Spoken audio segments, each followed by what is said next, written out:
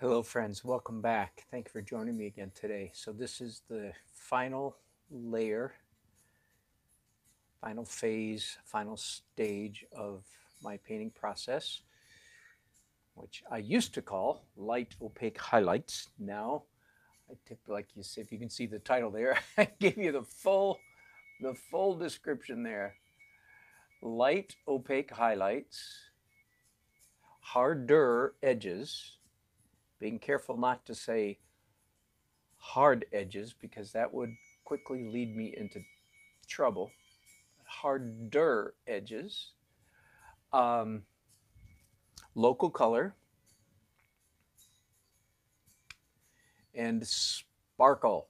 Okay, so this is the only part of my painting process that I call overpainting. I don't. Other artists, for some reason, don't. We all use the term underpainting. It seems to me that almost nobody I've heard call the opposite of that, the overpainting, but I don't know why. It makes perfect linguistic sense to call it overpainting. So that's what I'm doing, and because it's such a distinct uh, shift for me. Now, again, if you've watched me before, you know all this. Am I all plugged in? All of a sudden, double, triple check. I believe I am. Okay. Um, my sound I was talking about. The overpainting is now opaque. If you had to come up with one word to try to characterize my Dan Nelson's approach to painting, I would think that one word would have to be transparent. I'm bonkers about transparent color. I go on into some length very often about why transparent color is superior to, so to speak. I'm not going to go into that now because I've done it enough times recently. You can go back and if you stay tuned, you'll hear me say it again. So transparent color. But this layer right here is distinctly opaque or heavy translucent. Okay, so it's very distinctly different.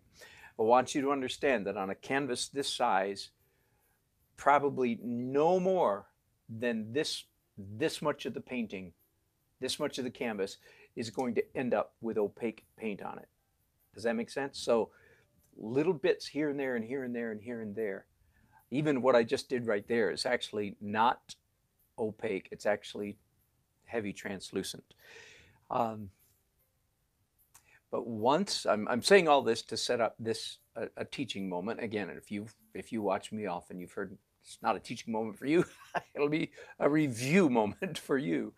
Um, once I enter the world of opacity, once I've entered the realm of painting, frankly, like most other people paint, not all, but the majority, that is opaquely. Once I enter the opaque realm, then I begin to practice a very important trick of painting. And I like to say it this way: in the opaque realm, it's almost always, and there's not a lot you can say in the world of painting that is almost always, but I'm going to say, go out on a limb and say it's almost always a good idea when you're in the opaque world to do this one trick. After you've put down one color, like I just did, this pale warm white, pale pale yellow ochre across all of that. It's almost always a good idea. And this is in particular what I call sparkle. Almost always a good idea to come back, I'm mixing some titanium white onto these brushes, to come back and do just a little bit on top of what you just did, a little bit lighter. Okay, so that principle that I call sparkle is really worth noting. And I like to put it this way, as you know, if you watch me, human beings, trying to make the point that this is not just a matter of personal opinion. Human beings, we like to see light paint on top of dark paint. We do not care so much to see, that's my opinion, putting it mildly, we do not like to see dark paint on top of light paint, but we really do like to see light on top of dark. Now, of course, none of this pertains to watercolor. So if you're a watercolorist, flush everything I just said out of your mind. And I do watercolors as well. You paint watercolors with a different brain on your head. Okay, so I'm done with the sparkle. I just did 2 colors of warm white. First a medium and then a lighter version. So let's move on. So I've got this, I'm going to darken it up again, darken it up to a, again, I picked up some yellow ochre, some titanium white, and add a little bit of Naples yellow to that. And let's just hit some of these highlights, just a little touch of what could be called, let me find the photograph, by the way, for that shows me those lamps. Okay, I'm going to darken this mixture I have here just a little bit. I want to suggest a brassy bronzish kind of color.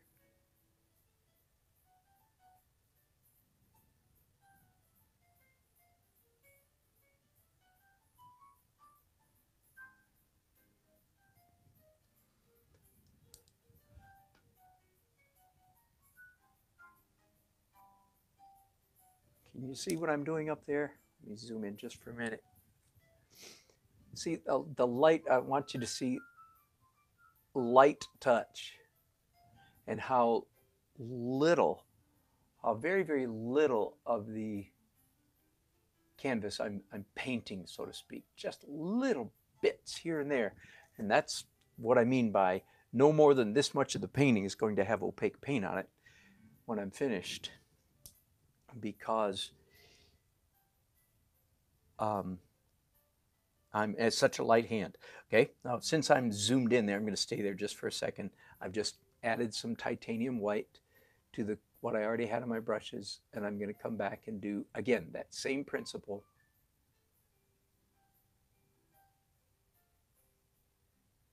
Can you see that? I hope you can. So just coming back with that second touch, a little bit of light there, there, there, there. 1, 2, 3, 4, 5, 6, 7 tiny little bits.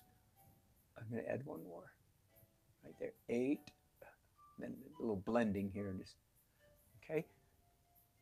And that's finished. Well, the fixture is finished. Let me go in here now and do some of the flame itself inside the lantern.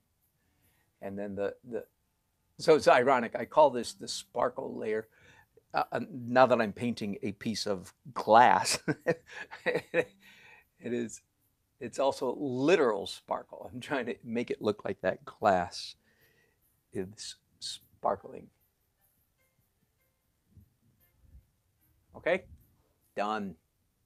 Beautiful.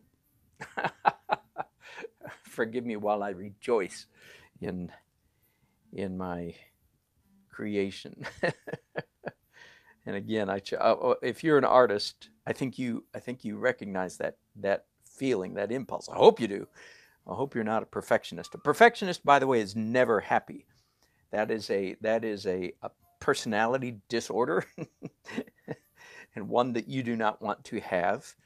A perfectionist is never happy. Now, I am not a perfectionist. Now, sometimes that's another subject, isn't it? People sometimes mistakenly confuse me for a perfectionist simply because I'm into excellence. And tragically, most people in our culture are not,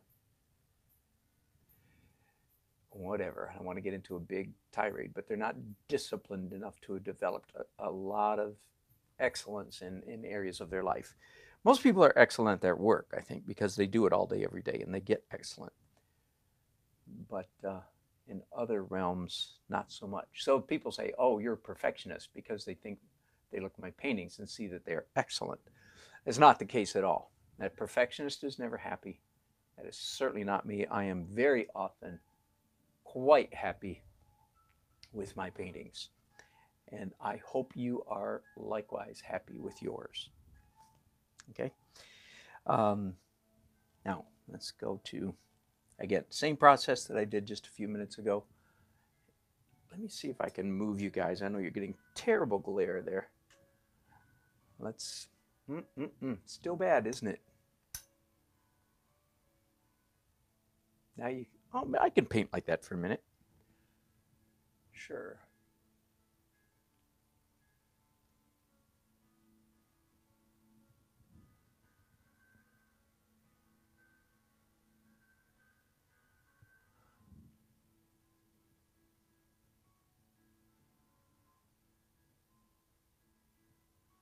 I don't want this lantern to be quite as intense, not quite as much sparkle as the other one, because I don't want it to compete with the other one. I want one to be prominent, one to be secondary. They're very close. I guess this one's slightly darker. Good enough. Okay. Again, sorry about the bad reflection, the bad glare, but I'm not sure that it can be helped.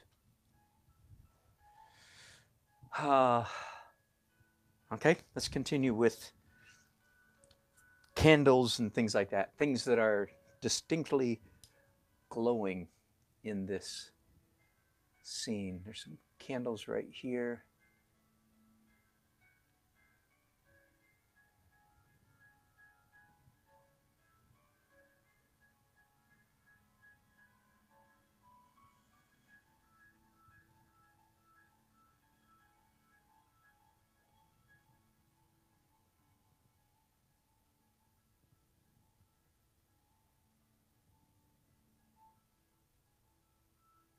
I seem to like little starburst things. Just, I hope I don't overdo it.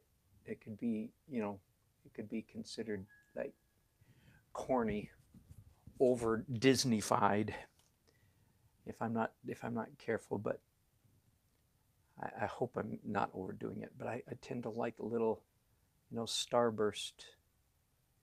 It's actually lens refraction.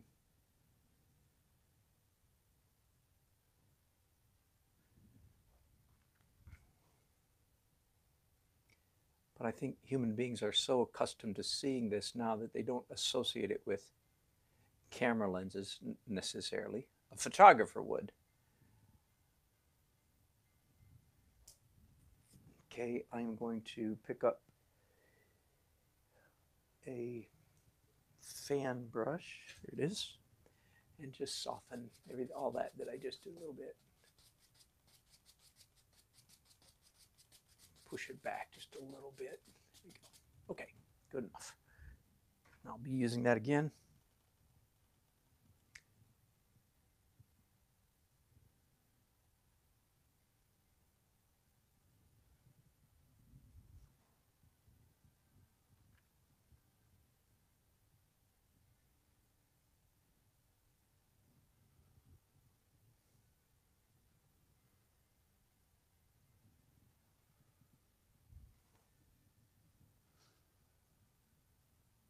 I'm using, I think, what is very traditional. Every artist should know these tricks, how to create the illusion of glow. Glowing candles, lanterns, headlights, street lights, any light that's glowing. It's basically, first of all, soft edges, and then like the rings of a target, except instead of red, white, red, white, red, white, in this target, every ring in gets brighter, lighter, brighter. So the very center can be a dab sometimes of perfect titanium white, like I'm doing right there, and then darker and so on as you get out. course, adding the crosshairs. Flare is a completely different matter, optional. But everybody should know. Everybody should know, how do you create the look that something is glowing. Again, and I do a lot of that because I do a lot of street scenes. I have headlights and taillights and traffic lights. So a lot of glow. Very standard operating procedure in my paintings. Little palette knife. Even though I'm looking at the photograph, I guess there's a little bit of light, but I want to hit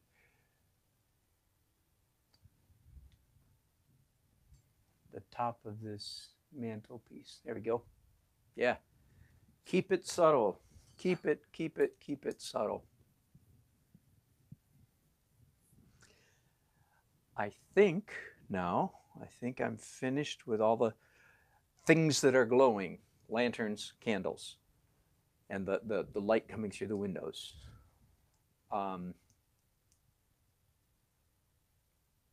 Where to go next? I'm going to tackle the greenery. I don't have to clean these brushes. Then I can just add some phthalo blue to this, what's already on my brushes, and some, I don't know, sap green.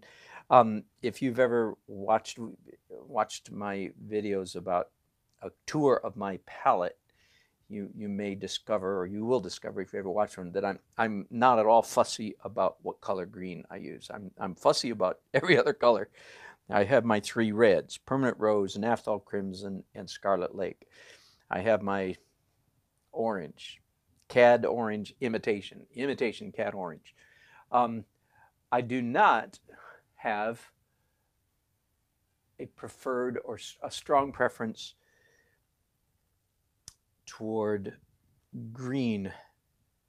I think the answer is you can just always get there. You don't want to use, hardly ever do you want to use straight out of the tube green.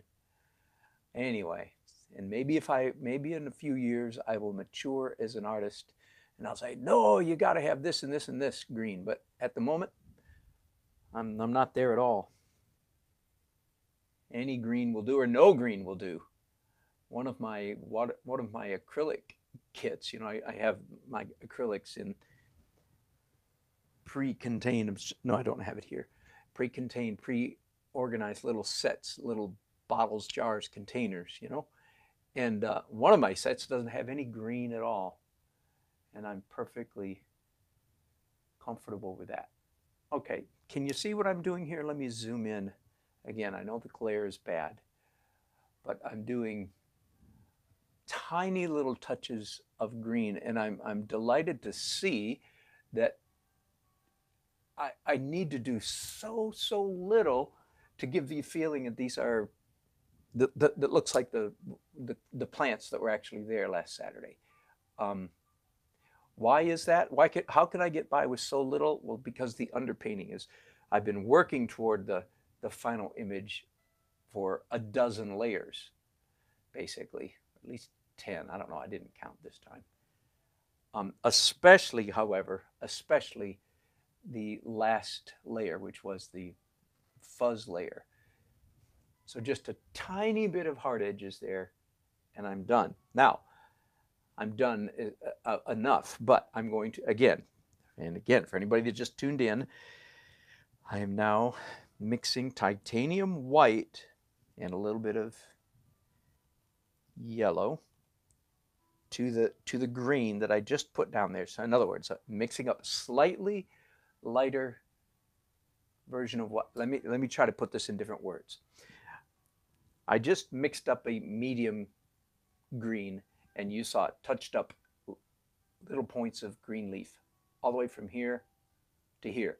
Same color. Didn't get fancy, trickier, just same color. That, whenever you do that sameness of color across any area of the painting is a dead giveaway that you need to come back then, because the viewer's eye, they won't know what's irritating them. It's not the viewer's job to know what's irritating them, but something subconscious will be bothering them, And it could be as simple as the repetition of that color green. So I'm going to fix that now by coming back and doing little bits of slightly lighter, brighter, whiter, slightly lighter, paler green. I'm making it even lighter now than what I put down a few minutes ago. Does that make sense? And then that problem of sameness is rectified. Now you might say to me, well, okay, but what about now? Now you're using, the same, it's lighter, but you're using it again across a wide range. Won't that have the same problem? The answer is brilliant. Yes, you are correct. Absolutely. Yes, it will create the same problem. So what does that mean? Well, it means I'm going to do it again. I'm going to mix up even. I'm getting very close to overworking this area, so I don't want to do too much, but I am going to mix up a little bit of even lighter green, even paler, and in this case, paler and yellower green, and come in here and just hit a very few, 3 or 4 maybe, bits, and typically on top of one of the light bits that was already there. Does that make sense to you? So again, that's what I call sparkle. And I think I think that's enough. It's almost too much. Let me come in here and smear out some of this because we don't want it to start looking dotty. Do you know what I mean? There we go. There we go. Just a few tiny little bits. So I am done. Well, no, let's continue now. Let me move down here. Let's go to the bride's bouquet. Is it a bouquet or a bouquet? Bouquet, bride's bouquet, bride's bouquet. I have a hunch, I don't know for sure, but I have a hunch that is a regionalism. I have a hunch that in some parts of the country it's a bouquet, and in other parts of the country it's a bouquet. So,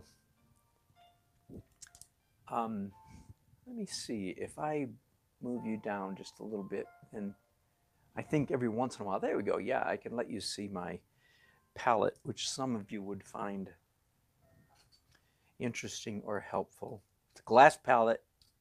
There is no perfect palette solution. There's a weakness, there's a downside of every palette. Paper palette,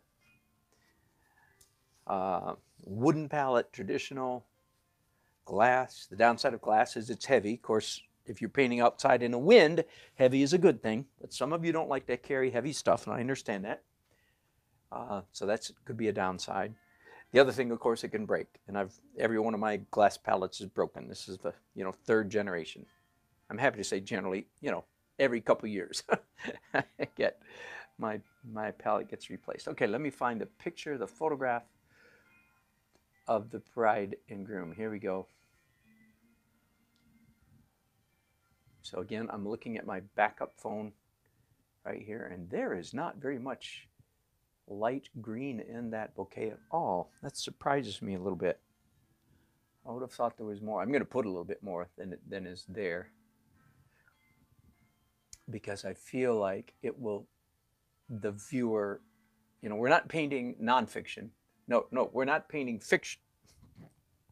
We are not painting nonfiction. We are painting fiction, using an analogy from the world of literature. That means that what we paint has to be believable, not real, believable. So real is, in the photograph, there's virtually no light green in the bride's bouquet for some reason, just the reason the light hit it the way it did. That's not the point. The point is, it looks like there ought to be some pale green in here. So I am doing some pale green because I'm painting what is supposed to be believable, not what is literal or real. That's the work of nonfiction journalism. A photographer can take pictures of things like, can you believe that? Look at that. A photographer can shoot with that mindset. A painter cannot. Because if you paint what doesn't look believable, people go, that guy's no good. That woman's no good. Look, they paint stupid stuff. It never looks like that. when in fact it could. Okay. um, well, before I leave there, then let me come back and do the sparkle. A little bit brighter, lighter green on top because I did the same color over the whole area. Just a little touches. But now just to come back and do a few touches on top of that, basically, sometimes adjacent to it, next to it, but mostly. And now our eye doesn't see sameness. So our eye is happy. Happy little eyes. Let me continue then. Let me back out of, I can use this same photograph, I guess.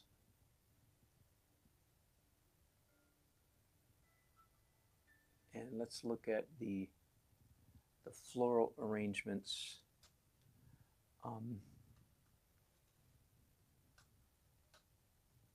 Up here. Yeah, a little bit of green. And as you can see, I've already fuzzed in. I love my fuzz layer. I'm becoming more and more and more a fan of my fuzz layer because it allows me to slap down local color, accurate local color really, really quickly. As you can see, what I'm doing now is pretty meticulous compared to what I did in the fuzz layer, right? So I'm glad that I don't have to go in here and paint like hundreds of little strokes to represent leaves. I mean, I know you guys know that would be a mistake anyway, but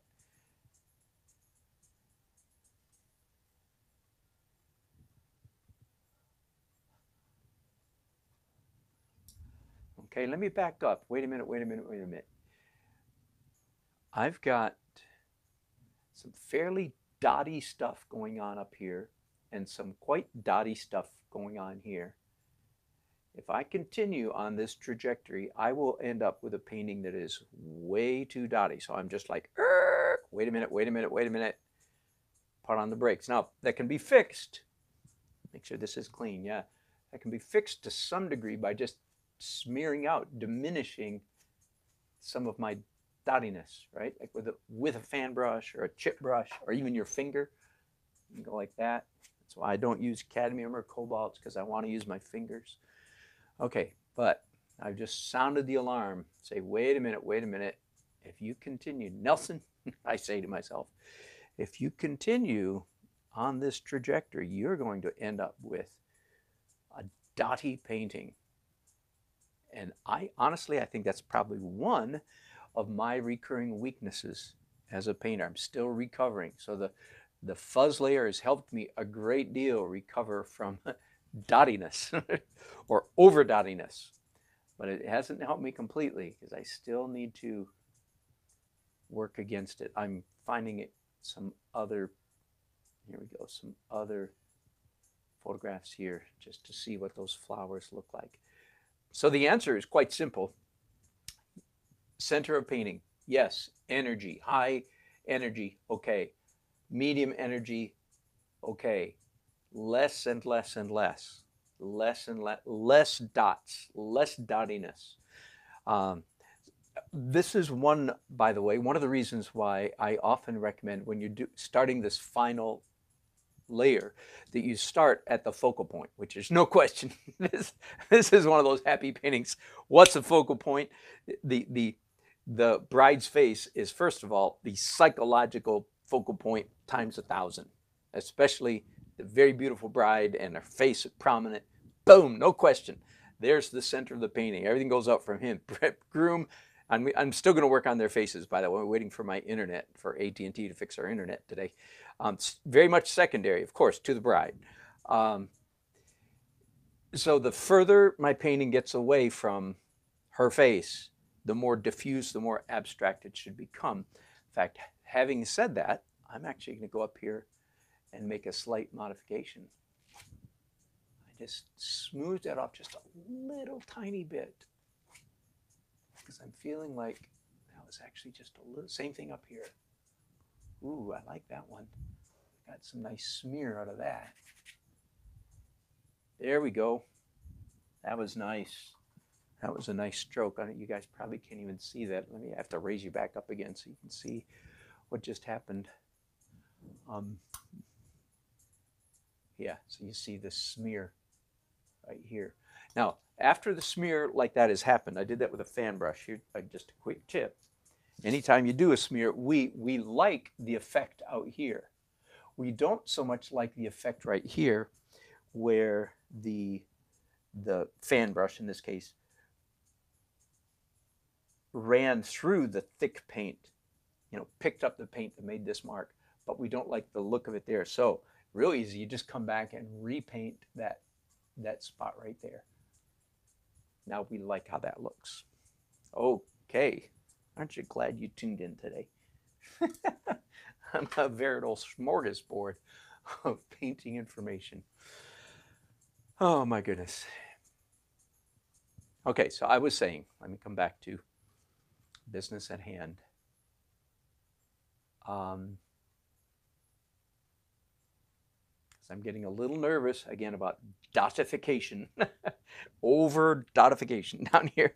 So I'm going to put down my green brushes, pick up some others. By the way, you may notice, you may not, my favorite brush in the world is the Silver Grand Prix. These green handled, they just last longer. But I'm not above using cheap brushes. Pro Stroke, love it, $2. I always feel bad for the poor Chinese slaves that built this brush for 15 cents or whatever, so that it comes to me for $2. That's just, oh, I hate to think about it, but not buying it, I don't think will do them any good. I don't think I will help and I'm being facetious. I don't know that it's Chinese slaves, but I'm always a little bit nervous. Chinese prisoners, maybe I should say, political prisoners, building stuff. Anyway, I am not an expert on the subject. I'll let it go at that. But I often have like, oh man, who made that brush got paid 15 cents or 10 cents for that brush so that I can buy it in America for $2. That's just insane. Anyway, and I was going to say my favorite brush shape is, without question, is filbert. 85% of the brushes that I buy are filberts.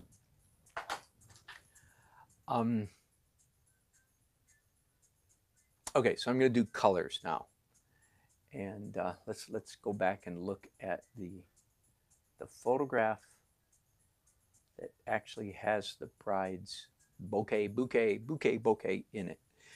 The flowers are, again, I'm looking at this right here, pink, peach, salmon, coral. Those are if I was trying to come up with, decorator names, not artist names, but just decorator names. Pink, peach, salmon, and coral. Let me start at the pink end of that continuum. I have the perfect pink maker. Pink maker is permanent rose.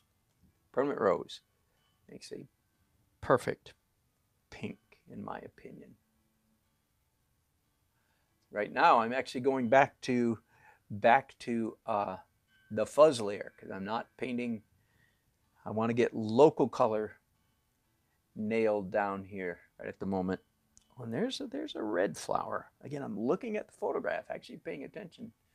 So there is one it's not fire engine red anyway, but it's redder. So I've got that in there.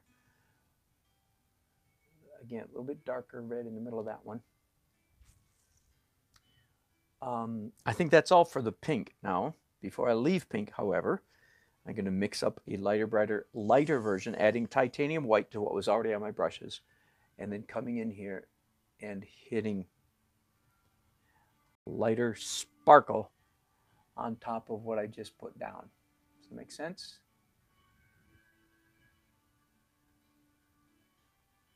This little trick, the little trick that I say so often about putting a lighter bit on top of what's already there.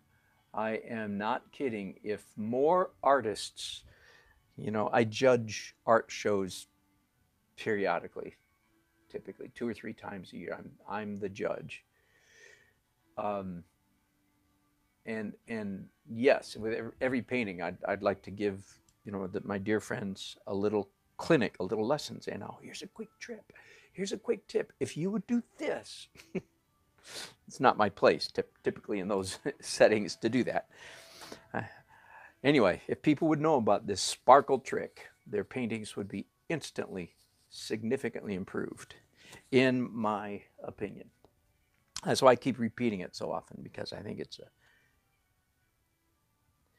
really good trick. And again, for some of you who are, I don't know what type personality, you might say, well, where'd you learn that from? And the only answer, and forgive me, I know this could sound, the answer is 50 years of painting taught me that. I'm thrilled anytime I can learn something from a good artist. And I watch, again, I have a whole playlist now on my YouTube channel of art bloggers, YouTube artists that I really enjoy. And I love, anytime I can learn something, are you kidding? Oh, I soak it up. Having said that, however, most of what I learned in the art world has been by standing in front of an easel, not standing in front of a monitor or standing in front of a teacher. My eyes taught me this trick. And then once I learn it, I go back and I've been able to go back and look at great painters in history. I just think I just missed somebody's comment. Sorry about that. Look at painters in history and go, by golly, that's what they did. Look at John Singer Sargent did that very thing right here, right here, right here, right here. Okay, I'm just about done with her bouquet, aren't I? Almost. Too much more and it's going to get dotty, the dreaded dotification. Now, there is another color I forgot to mention. She is also here holding, and I think they're all roses. She has white roses too. So let me mix up some paler color. And they're according to my photography and according to my memory, they're actually white with a slight touch of green. Does that make sense? So it's like the undertones of the roses are a pale spring green, a mint green. So I'm going to start with that and there's one big white one right up here. You can't tell, but the stroke that I just put down is a very pale green, which is going to allow me to come back with a dot with some highlights of white on top of it. And then it'll look quite a bit like the real roses that were in her bouquet. Bouquet. Bouquet? That's if I was not broadcasting, I'd grab my phone right now, snap up Google voice command and say, what's the proper pronunciation of bouquet? And I would get, okay, that's probably enough of that pale green stuff. Now I'm mixing a bunch of titanium white to those brushes, and come in here and just a few bits of hard edge, just a touch of hard edge. Again, I'm paying pretty close attention to my photograph here. Which way is the light coming from? It's not. And I know where I was when I took this photograph, and it was very much an ambient light.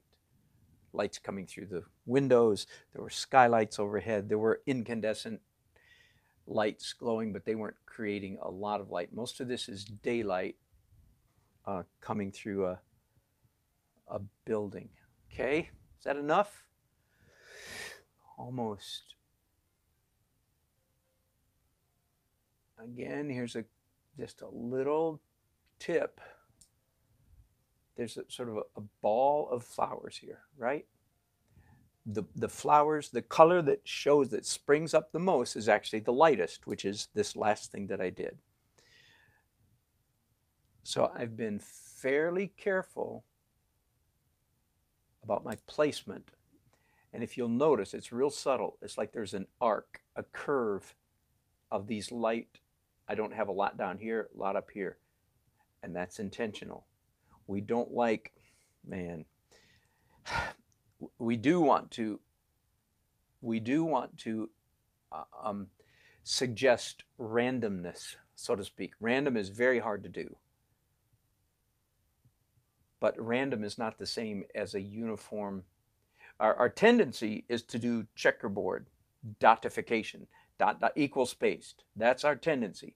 So you want to fight against that anytime that you're trying to, in nature, you're trying to create the illusion of randomness. Now it is, and there is that curve is reflected in the photograph that I'm looking at. So then that makes me wonder if the florist did that on purpose. I can't show you. It's too hard to show you the picture on my camera. I will say I wouldn't be at all surprised. I'm inclined to think that this arc, this curve of light flowers is, yes, probably, at least to some degree, intentional on the part of the florist. That's assuming a pretty high degree of proficiency, and I do assume such a thing, because the florist had the same challenge that I do, is a pleasant arrangement of colors, not just higgledy-piggledy, not just checkerboard evenly spaced. So anyway, I digress. I think I'm probably done. As you see, I just came back a minute ago and did a tiny bit of green. A lot of energy, a lot of it, energy, and it's because it's so close to the focal point. I'm okay with that. If I did this kind of treatment anywhere else in the painting, it would be way over the top, way too much. So I'm going to take a break in my broadcasting now as I go ahead and do paint in. My guess is that I won't touch. Probably, I might put one dot here, but virtually nothing down here. It won't be till I get up here that I do any kind of colored flowers at all. Again, it's almost a perfect graduation from intense contrast, realism, color, edges, hard edges to none. So see the fuzz layer that I did has got me probably just about right down there. Okay, but this is, oh, and I need to do some colored off-white stuff up here as well. Again, being careful not to draw too much energy up there. Okay, thanks for watching. I'm happy to say I'm getting pretty happy with this painting. Tell you where I'm going. The bride's dress needs to be quite a bit lighter down here. This is all just fuzz layer, quite a bit lighter, and I need to work on both of their faces. The groom's tux shirt also needs a little bit of work. I'm looking now to see, does he have a little tiny bit of green? And the answer is yes, he does. Just a touch of green right there will give the impression that that's a boutonniere.